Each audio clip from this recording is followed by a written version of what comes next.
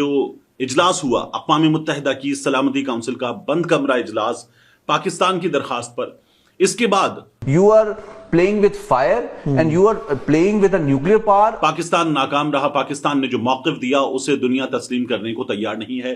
پاکستان سے سخت سوالات کیے گئے اور انٹرنیشنل کنڈیمنیشن بھی جو ہے وہ اس اٹیک کے بارے میں ہو رہی ہے. آپ دیکھیں 15 ممبر سیکیورٹی کونسل نے بھی اس اٹیک کو کنڈیم کیا ہے. یونائٹڈ نیشن سیکیورٹی کونسل نے پاکستان کو کہا ہے کہ آپ یہ فالس نیریٹو پھیلانا بند کرو، آپ کی ساری باتیں الگ کرو. پہلے یہ بتاؤ کہ کیا اس اٹیک کے اندر لشکر طیبہ انوالو تھی؟ پاکستان نے یہ اجلاس بلایا تھا، ہو گیا. اس کے بعد آپ مختلف قراردادوں میں پاکستان کا لفظ تک شامل نہیں کروا سکے تو آپ کی ناکامی ہے. پاکستان کا جو مطالبہ ہے وہ یہ ہے کہ تحقیقات کروائیں، بلکہ پاکستان نے کل جو برٹش ہائی کمیشن ہے ان کو بھی آفر کی کہ آپ درمیان میں آ جائیں تحقیقات کے لیے. اب وہ جو اجمل قصاب تھا وہ یہیں سے تھا، وہ جس نے وہ ممبئی میں جا کے وہ اٹیکس کیے، اس کے ساتھ اور بھی لوگ تھے.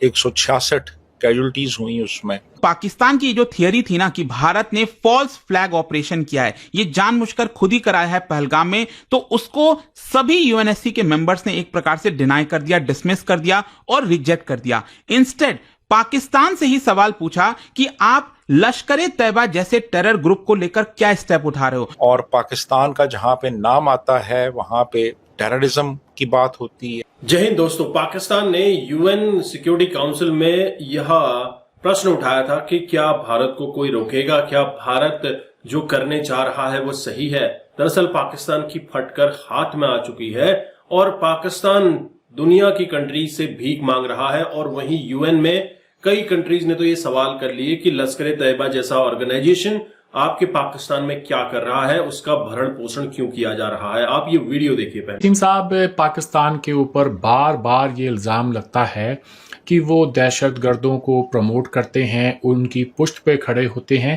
یہ ایک محض ایلیگیشن ہی نہیں ہے، اس کے ہمیں واضح ثبوت بھی ماضی میں دکھائی دیتے ہیں. تو پاکستان جو ہے اس پرسیپشن کو اپنے ملک کے اندر اور ملک سے باہر کس طرح سے پروجیکٹ کرنے کی کوشش کر رہا ہے؟ دیکھیے جی، پاکستان کچھ ایکشنز لیتا رہا ہے. خاص طور پہ جب فیٹف میں شامل تھا گرے لسٹ میں، تو اس وقت اس نے کچھ ایکشنز لیے، اور جو ٹیرر فائنینسنگ ہے اس کے حوالے سے ایکشنز لیے گئے. پھر یہ جو ٹیررسٹ آؤٹلیٹس ہیں، ان کے جو سینٹرز تھے ان پہ کریک ڈاؤن کیا گیا، ان کو ختم کیا گیا. اور پھر ان لوگوں کو کہا یہ جا رہا ہے کہ سزائیں دے دی گئی ہیں، یہ جیل میں ہیں. اب وہ جیل میں ہے یا سیف ہاؤسز میں ہے یا کہاں پہ ہیں یہ ہمیں پتہ نہیں ہے.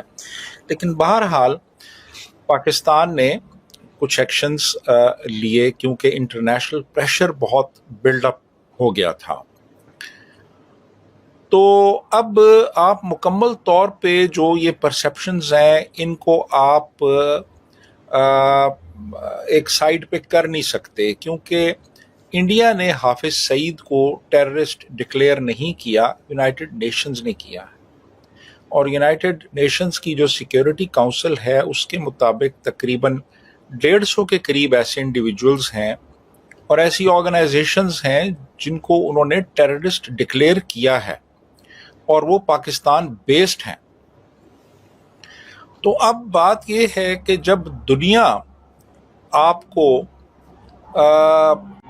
سمجھ رہی ہے کہ آپ ان لوگوں کو یہاں پہ سینکچریز آپ نے دی ہوئی ہیں، تو آپ اس کو پھر اس طرح سے آسانی سے کنوینئنٹلی ڈینائی کر نہیں سکتے. ہماری ہسٹری رہی ہے، ہمارا ایک ٹریک ریکارڈ رہا ہے. ہم نے ان لوگوں کو استعمال کیا، ان لوگوں کو ہم اسٹریٹجک ایسٹس کہتے رہے، ہم طالبان کو گڈ طالبانز بھی کہتے رہے، ان کے سیگمنٹس کو جو کہ ہمارے ایجنڈے پہ کام کر رہے تھے. ہم نے ان لوگوں کو تیار کیا، ہم افغانستان میں بھیجتے رہے، ہم انہیں کشمیر پہ بھیجتے رہے، پھر ہم نے ان لوگوں کو اور جگہوں پہ بھی استعمال کیا. اب وہ جو اجمل قصاب تھا وہ یہیں سے تھا، وہ جس نے وہ ممبئی میں جا کے وہ اٹیکس کیے، اس کے ساتھ اور بھی لوگ تھے. 166 کیجولٹیز ہوئی اس میں، تو سویلین لوگ تھے وہ بھی. اور پھر اڑی میں جو ہوا، پلوامہ میں ہوا، اس کو ہم ڈینائی نہیں کر سکتے. یہ واقعی ہی یہ آؤٹ فٹس تھیں، اور انڈین ایئر لائنس کا جہاز جو اغوا ہو کے قندھار لے جایا گیا، اس کے نتیجے میں پھر جیش محمد کا جو لیڈر ہے مسعود اظہر، وہ رہا کیا گیا. تو ہم یہ نہیں کہہ سکتے کہ اس میں ان لوگوں کی انوالومنٹ نہیں تھی، ان کی بالکل انوالومنٹ تھی. تو میرا خیال یہ ہے کہ ہماری جو اسٹیبلشمنٹ ہے اس کو سوچنا چاہیے کہ یہ لوگ یہ ہمارے اپنے ملک کے لیے بھی ایک تھریٹ ہیں. ان کی وجہ سے پورا ہمارا ایک امیج جو ہے انٹرنیشنلی وہ خراب ہوا ہے، اور پاکستان کا جہاں پہ نام آتا ہے وہاں پہ ٹیررزم کی بات ہوتی ہے. ہمارا جو پاسپورٹ ہے اس وقت دنیا میں it's the 4th worst passport in the world, اور اسی وجہ سے کہ ہمارے یہاں سے لوگ ملکوں میں مختلف ملکوں میں گئے، اور یا ان ملکوں سے یہاں پہ آئے اور وہ ٹیررسٹ تھے. دنیا کے بڑے بڑے ٹیررسٹس، عمر پاٹھک جو انڈونیشیا کا ٹیررسٹ تھا، بالی بامبنگز میں انوالوڈ تھا، 202 بندے جس میں ہلاک ہوئے 2011 میں، وہ یہاں ایبٹ آباد سے پکڑا گیا. خالد شیخ محمد یہاں سے پکڑا گیا، یوسف رمزی، ایمل قاسی، ابو زبیدہ، اور پھر ٹیررسٹ کا بادشاہ اسامہ بن لادن، وہ بھی یہاں سے پکڑا گیا، اور اس کو ہم شہید کہتے رہے. تو اب یہ ساری چیزیں تو ریکارڈ کے اوپر ہیں نا، ان کو تو آپ ڈینائی نہیں کر سکتے. تو میرا خیال ہے کہ جو ہم نے سمبولک ایکشنز لیے کہ ہم نے ان لوگوں کے اوپر پابندیاں لگا دیں، لیکن وہ لوگ اس وقت کہاں پہ ہیں، کدھر ہیں. مطلب مجھے حق پہنچتا ہے، مجھے پتا چلے کہ حافظ سعید کون سی جیل میں ہے، کس جیل میں کو قید کیا ہوا، مجھے پتا ہونا چاہیے. مجھے نہیں پتا. مسعود اظہر کہاں پہ ہے اس وقت، مجھے پتا ہونا چاہیے. میرا رائٹ ہے یہ کہ مجھے پتا ہو کہ ایک ٹیررسٹ جو ہے اس کو ہماری ریاست نے اس کے ساتھ کیا کیے، اس کو کیا سزا دی ہے، اور وہ کہاں پہ ہے اس وقت. لیکن یہ چیزیں جو ہے نا، یہ ان پہ کوشچن مارکس ہیں. دوستو، جس طرح سے پاکستان میں آتنکی سنگٹھنوں کو پناہ مل رہی ہے، اس سے صاف ظاہر ہے کہ پاکستان گرے لسٹ میں FATF کی جلدی چلا جائے گا.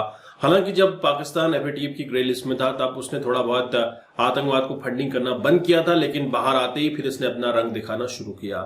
وہیں سیکیورٹی کاؤنسل کا کہنا ہے کہ بھارت جو کر رہا ہے وہ صحیح کر رہا ہے. اب پاکستان کو ڈر ستا رہا ہے کہ بھارت نے موک ڈرل سٹارٹ کر دی ہے، 7 مئی سے موک ڈرل سٹارٹ ہونی ہے. تو کہیں نہ کہیں اب پاکستان ٹھکنے والا ہے، اور پاکستان کو بچانے کے لیے کوئی بھی سامنے آنے والا نہیں ہے. آپ کیا سوچتے ہیں، آپ کے کیا وچار ہے، کمنٹ کیجئے. چینل پر نئے ہیں چینل کو سبسکرائب کریں. ہم آپ کو ملتے ہیں اگلے ویڈیو میں، تب تک اپنا دھیان رکھیں. جے ہند، جے بھارت.